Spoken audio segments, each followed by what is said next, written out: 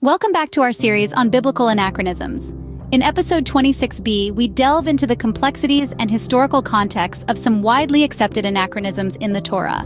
One debated anachronism is the mention of Dan in Genesis. Critics argue that it's anachronistic since Dan was named after the conquest, yet it appears in an earlier context. However, considering the continuous preservation of tradition through Egyptian exile, conquests, and regime changes, the reference to Dan possibly predates the Israelite conquest.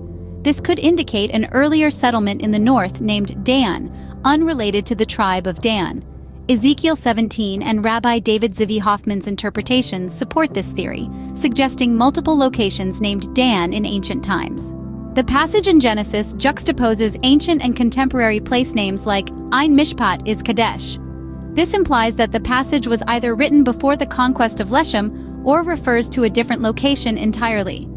The story of the four kings, as noted by Rashbam, further illustrates the Torah's authenticity and dismisses the idea of anachronism in this context. The phrase, "In the mountain of the Lord it shall be seen" from Genesis 22:14 is often interpreted as a later addition, suggesting a connection to the temple period. However, this interpretation might be oversimplified. The term "mountain of the Lord" could reference Mount Sinai or an ancient tradition predating the descent to Egypt, not necessarily Jerusalem.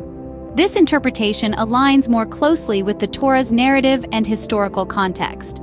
Genesis 36 mentions the Kings of Edom reigning before any king of Israel. This raises questions about the Torah's composition time. However, the list of Edom's kings and chiefs suggests a fluctuating political landscape in Edom, similar to Israel's period of judges. This indicates that the Torah's account is historically plausible, reflecting the complex political dynamics of the region. The alleged anachronisms in the Torah predominantly focus on the patriarchal period. While phrases like "the Canaanite was then in the land" or references to Shiloh and the Kings of Edom seem explicit, a deeper analysis reveals their historical and narrative consistency. The Torah's portrayal of these periods and events aligns with archaeological findings and cultural practices of the time.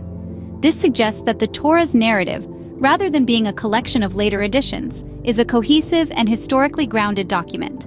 We've explored various aspects of biblical anachronisms, demonstrating that what appears to be anachronistic often aligns with historical and cultural contexts when examined closely.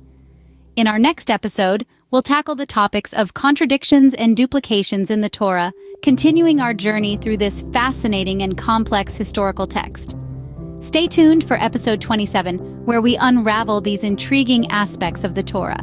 Remember, history is not just about dates and names. It's a window into understanding cultures, societies, and the human experience. Join us next time as we continue to explore these captivating themes. Thank you for tuning in, and we'll see you in the next episode.